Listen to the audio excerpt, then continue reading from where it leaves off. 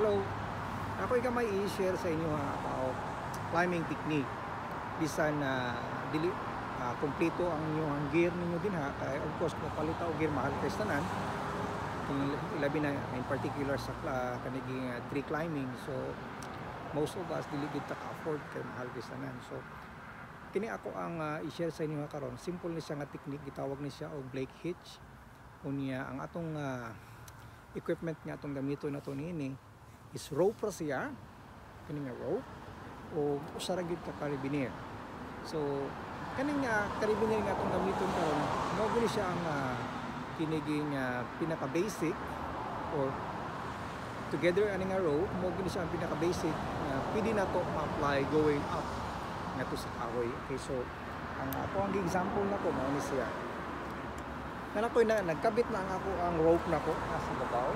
Ang kaning nasa akong left side nako, kaning nasa akong left side. Magtanaw ka sa camera, buro siya og right side nako. Mo ni akong left side, pero in actuality mo gini akong left side nako.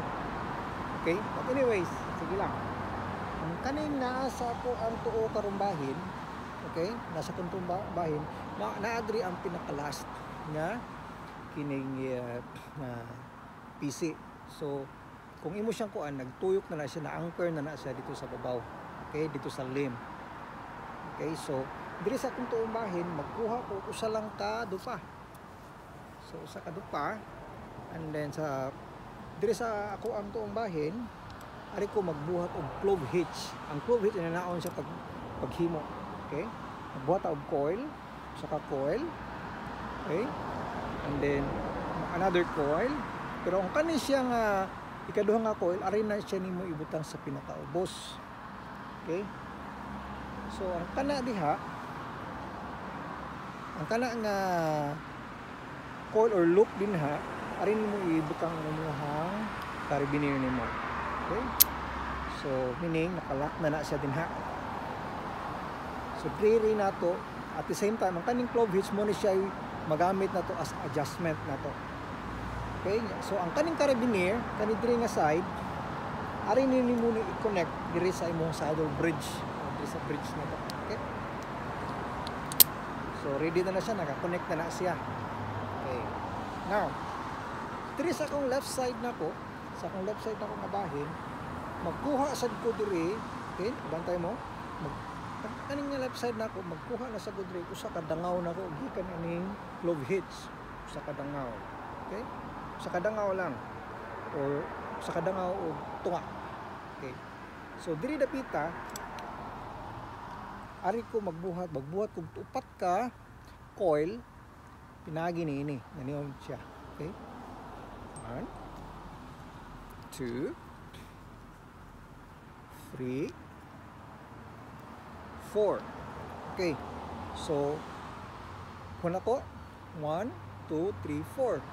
So ang ikaupat niya, imo na siya dili na kamukuan, imo na siya ituyok di sa ubos. Ano siya? Tuyok diri sa imong first coil nimo. Unya ipasok nimo aning ika 1 2 3 ari ta ka tulo or tunga sa upat ka coil. Pasok na siya nimo din ha. Alright. Nasunod ninyo. So nani ang iyang porma niya. Mao ni siya gitawag nga Blake hitch. So ato siyang itarong ang bata na to siya og ipilo na to siya maayo, and ang kanang sobrang tension niya o kanaging slack niya, ang kanang kaluag niya, imo siyang ihugot kamay. Okay? Hugot kamay. So now, usa may mechanic ani niya.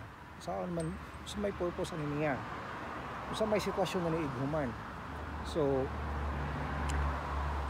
ang kaning end nimo magbuhat ta og stopper nut. Magbuhat og stopper nut, kana basic lang pwede ra isa unsa nga nut. Pwede ko mag figure 8 ko. So kamay lang kasi nan siya, but anyways, as long as ma-lock lang siya, ay nung gamay na kasi. Anyways, yan. Hindi na nakalusot. Actually, for formality's sake, ato lagi siyang i-lock niya. Kaya takibaw sa iyang panghitabo. Okay? Pero dili kina siya may tabo nga kuha na siya, maantay na siya kay doon na may tension. Now, Kaganina nagkuha ko og kiniging diri sa kanyang connector niya. Nagkuha ko sa kadangaw ug tunga niya. Bura man siyang nasugaan. Usaw man ako nga maka-adjust ko. Ari ko mo kuha diri kay since ma-adjustable man ang kining plug heads.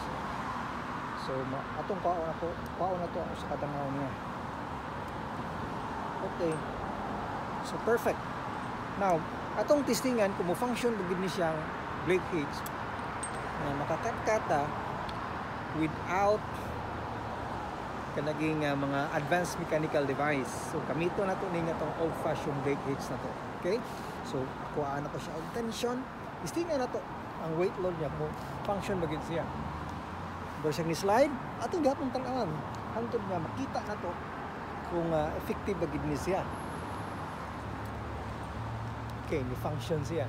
Meaning ni brake siya na ako. Sa akong weight na ko. Kung akong weight na ko is na ako sa 66, 67. Usay mahimo ko 70 basta wala ako trabaho. Pahuway gani ko. So mataas akong weight. So kay makaon sa jud ko maayo. So ni function siya. Ang club hitch ni workout siya. Ni works ang club hitch niya. And then atong testingan kung mo brake ba gud siya. So hip thrust na ko. Going up ko. Brake. Oops, ni brake gud siya. Saka brake. Another hip thrust. Brake. Brake. Now, atong testingan kung mo-design ba siya, guarantee ba siya nga mo brake siya sa imong weight nimo. Sige na to. Brake. Up. Up. Up. So, meaning safety siya. So, inani lang ka basic. Tawag na sa brake kick system. Okay? Thrust. Thrust. Okay? So, inana siya ka basic. So, I hope nga natin nakatunan. I hope nga na katong gusto makakon og climb sa tree. Yan. Gusto na to safety ta. Pwede sa mo subscribe sa akong channel ako. Kay nindot sad kayo nga kung magtudlo ko na apoy ko yung mga viewers niya. Kini nga wala sa ko mag-encourage na ko kitang tanan ng bukat-kat dito. Kay intended gini siya katong nanagud sa industry. Nga feel nila dili sila safe.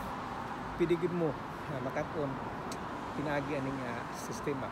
So I hope nga consider niyo nga ako ang gamay nga channel nako. Pili ra sa mo subscribe. No, mga Pilipino. Matay ko ka mao mo tinagalog kay burag bakikaw kay sa ko aso. I hope nga katong mga Bisaya din ha. Nga nanagid sa ako kay kita mga Bisaya, per team kita pugihan kayo ta. Sa mga racket na to. So sa katong nakasabot kung Tagalog yung gamay nakasabot sa gamay niini. Bisan dili siya kasabot sa word pero kasabot siya sa akong demo na ko din yes pwede gyud ninyo ma-apply. Okay, simple kayo. Alright, going up, going up, going up, going up. Peace.